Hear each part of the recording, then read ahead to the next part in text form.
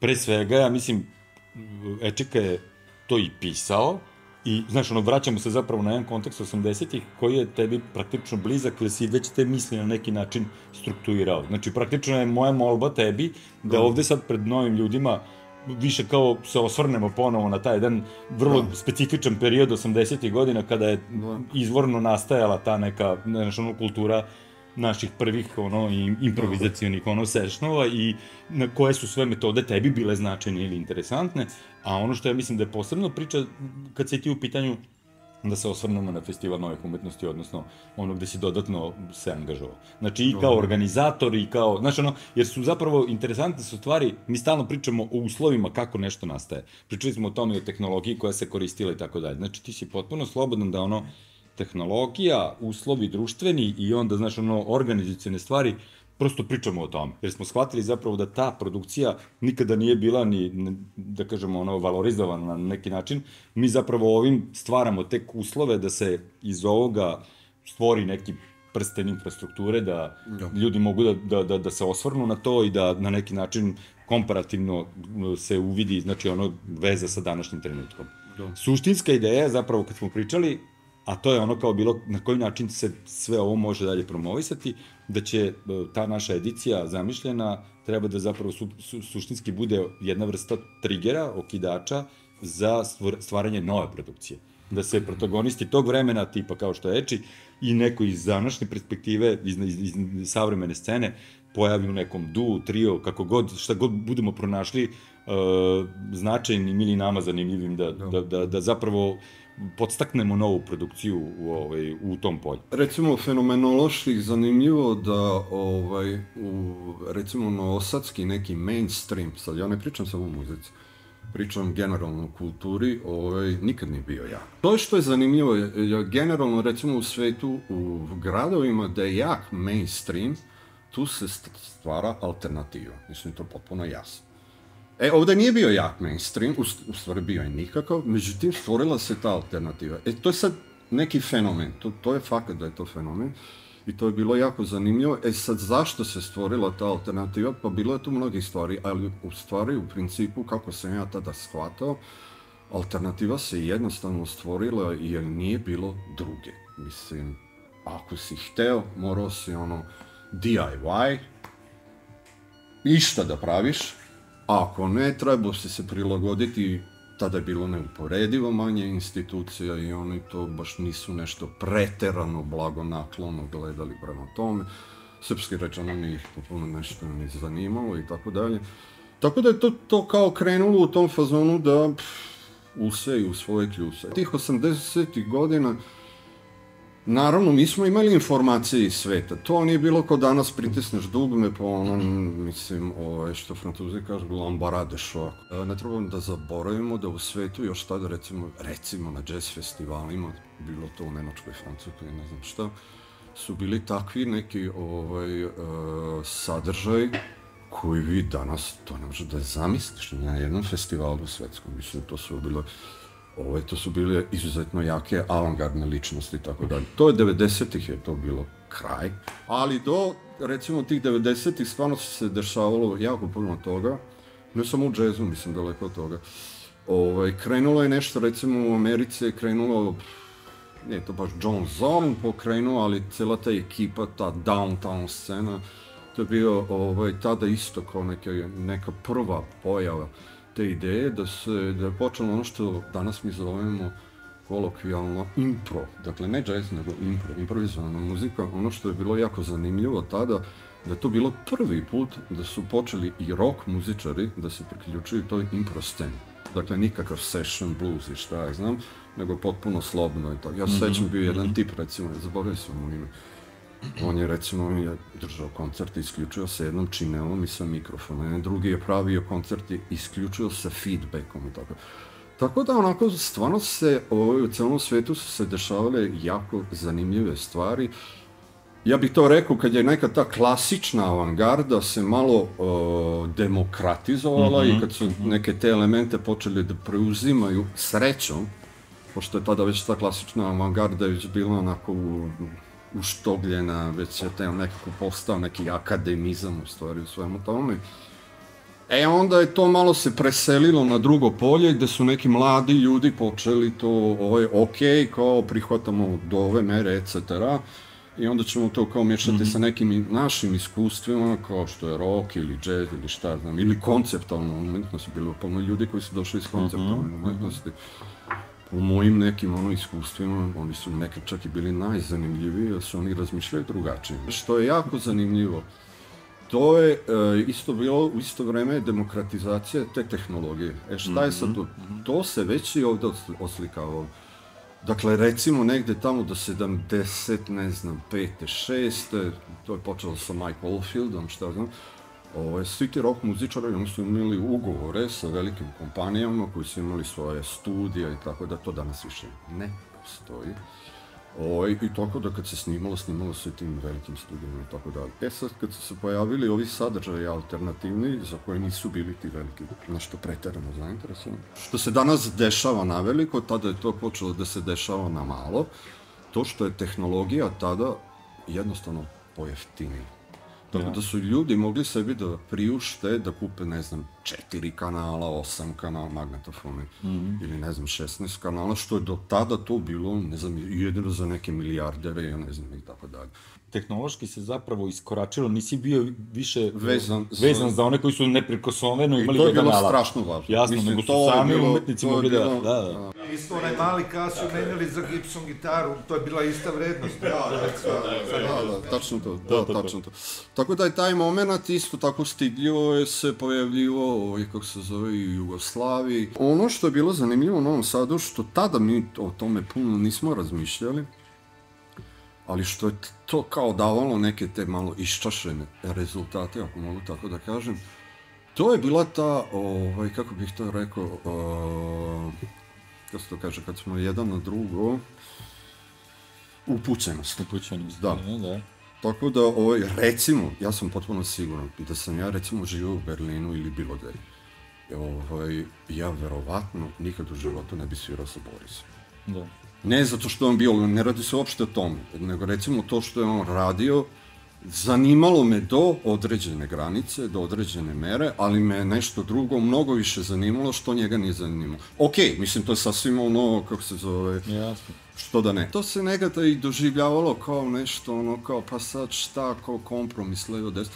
Međutim, to je bilo baš zanimljivo. To je bilo zanimljivo u onom smislu, nisam našao čoveka koji mislim da bi s njim nešto razvio do kraja, ono što bi ja volao da radim, etc.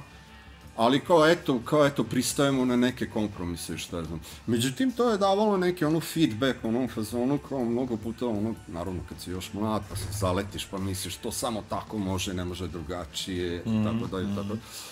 I onda si, znaš, onda srećeš neke druge ljude koji drugačije razmišljaju, onda ako si iole pametan, onda ćeš barem ono što je dobro, a u svakom, čak i u lošem, ima nečeg dobro. Kako se zove, onda onako nekako počneš da se sučeljavaš i kažeš, pa dobro, možda, ajde da probamo i tako, da napravimo neku sintezu, neku fuziju, ne mislim tu na fusion, jazz ili šta znam, nego kao na neke takve stvari. Fuziju senzibiliteta. Recimo i estetike u ostalom i na neki način i razmišljanje. Bukvalno su se ljudi tražili, mislim, to je nekad bilo, ja se sećam da dođem do neke ploče, to onako nekad prošlo 2 godine, kao ko će ići u Beč, pa ajde da ga cimaš, da ti donese i tako dalje. Ali imalo je to i nekih vrlo pozitivnih strana. S jedne strane negativno je bilo da je to stizalo jako sporo, ali s druge strane bilo je pozitivno u tome što smo se tu se neka stvorila neka neformalna, tako da kažem, ta alternativa, druženje. To je Novosadski jazz festival. Ja nisam bio u organizaciji, ali su me zvali, pošto to bilo kao podeljeno, bilo su oni koji su hteli da pravi komercijalu, da zovu tako neke kao velika imena, pa da se pravi kao taj mainstream. I onda je bila jedna druga, kako se zove, linija, gde je bio Zolika Bičke i Vlada Kranjčević iz muzičke, pa su i mene zvali kao, znaš, neku pomoć da mi tu kao sad to poguramo. I nekako je to uspelo, to je neko je kao, i ti si dolazi na te, kako se zove. Da, bio si u programskom odboru. Ba da, ja nisam čak ni to, ja sam kao bio da nas bude više, razumiješ, kao. Dobro, više glasova, više uvida, Da, ja sam izlazio iz predsjedništva Muzečke omladine u to vreme i onda sam bio angažovan Miša Popov, naša ekipa, mi smo radili bukvalno od saveta festivala, programskog odbora i kasnije bukvalno teglili smo instrumente. Pa to sam i ja, bili smo kao roadie, razumeš, ono sad kao doneseš mu. Tako da smo sve radili. Radili smo sve, to je tačno. I to je bilo fenomenalno, u onom smislu, tu smo i vidjeli Brextona, tu smo i vidjeli Semery, Art Ensemble, Chicago, to je vas baš dosta uticalo vas. Kaži mi Rivesa, kako se zove, Workshop de Lyon. Workshop de Lyon, to je isto bilo sjajno.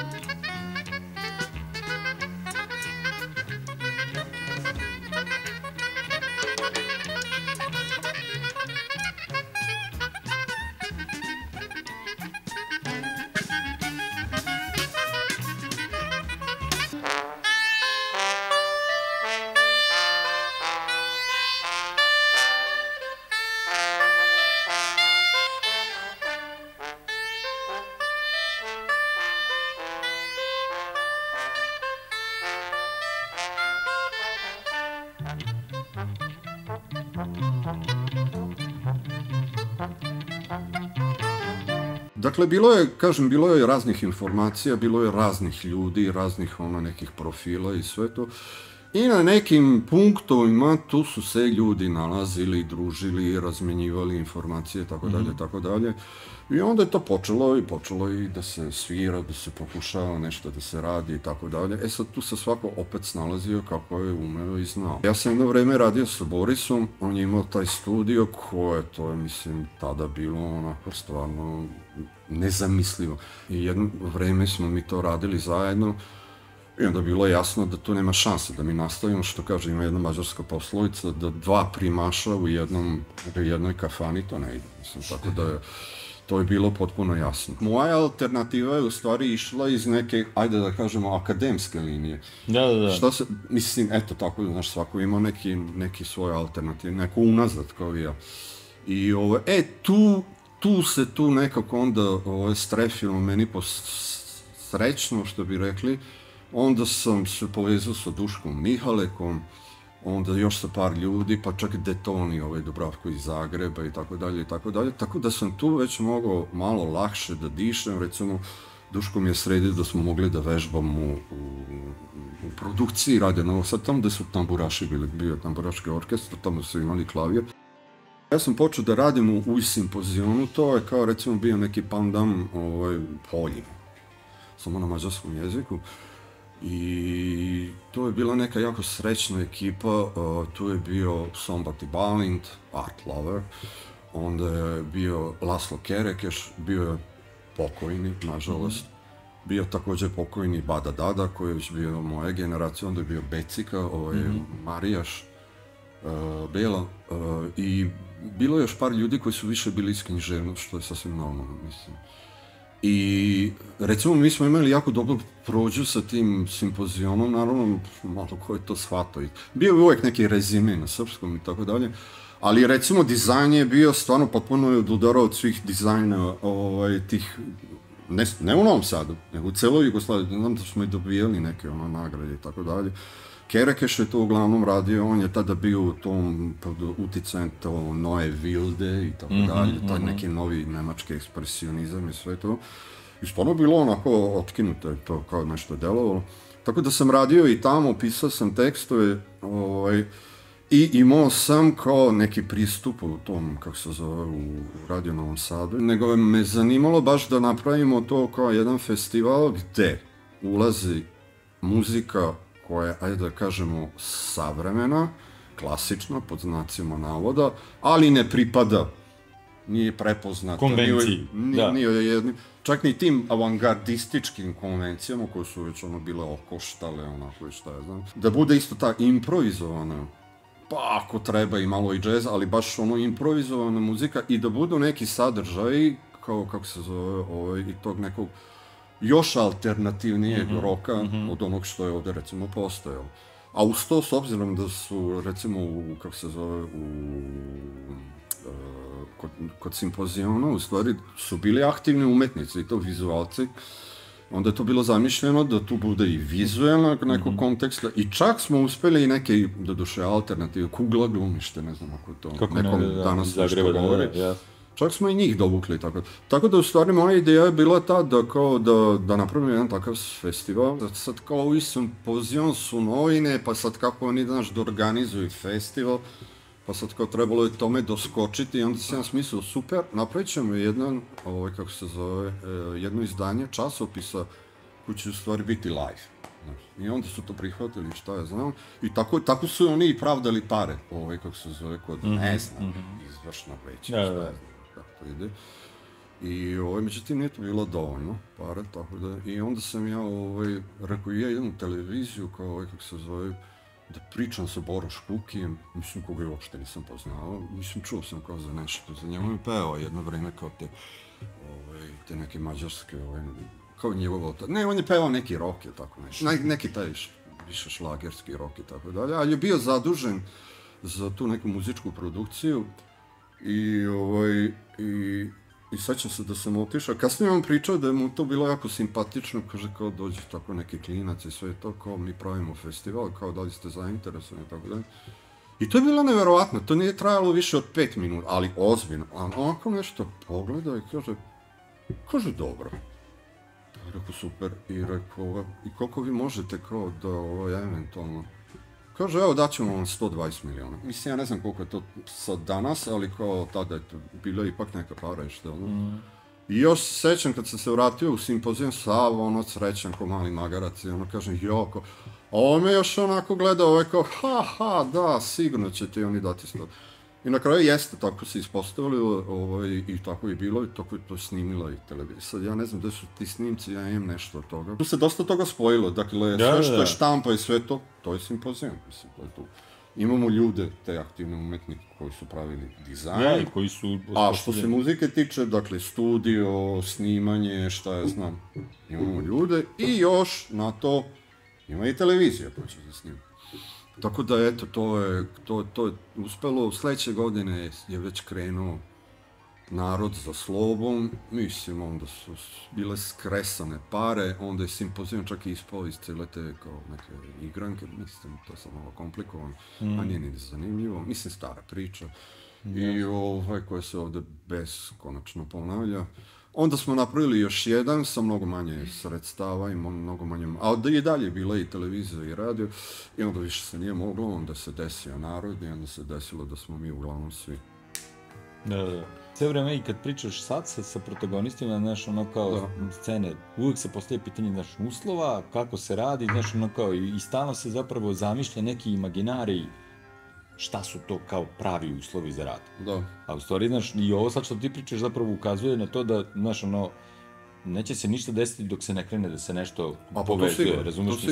Znači, nema tih idealnih uslova. Sve radili sami. Znaš, ono, jer ti, znaš, tebe goni tvoj, da odeš, da kucaš, da pitaš, da, znaš, ono kao, a onda posle toga i to povezivanje, sad ti sad sa ove distance, kad gledaš, kažeš, pa to je stvarno bila srećna okolnost, imati nekog kerekeša ovog, onog, pa se to, znaš, ono, polepilo i sa nekim poetikama, znaš, mogu i da bude i disaster, znaš, ono, kao, mislim, sa velikim rizikom ulaziš u neki proces koji nije bio tako, da kažem, ono, strukturiran od početka da imaš nekog masterminda koji to vodi, nego je, znaš, ono, ali dobro... Naravno, i sve smo radili isto tako, jako puno stvari smo radili sami, ono, kao donose, pa recimo, ja se jako dobro sećam, kad je bio Krause iz Varšave, on je imao jedan performans sa klavirom, i on je koristio, kako se zove, crno-bele filmove.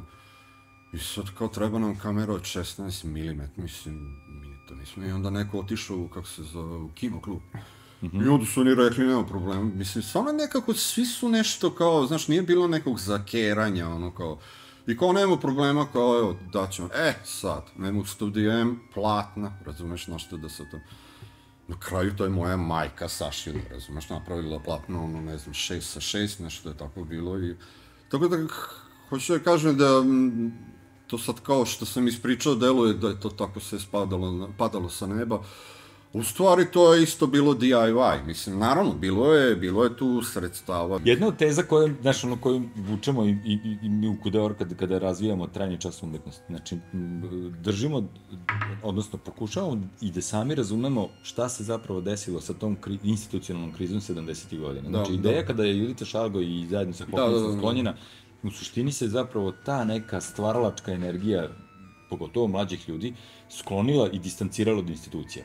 I u suštini mi sad pričamo o tom nekom vakumu koji se zapravo desio od sredine 70-ih, mi stasavamo tada kao neki tinejdžeri i studenti 80-ih i tebi je zapravo prostor jedna vrsta praznine u kojoj postoji jasna distanca u odnosu na sistem, u odnosu na tu institucionalnu krizu i ti onda sad ovo što si pominjao, to su zapravo sjajni, retki primjeri gde ti pojedinac pomaže.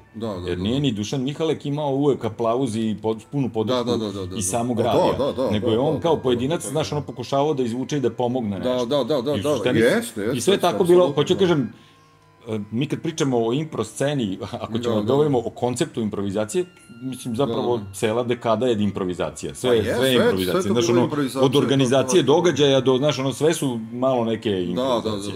Znaš, sve je kao nešto, kreneš sa nekom imaginacijom, kao, ajmo, mogli bi ovo, sa velikim rizikom da postojala je želja.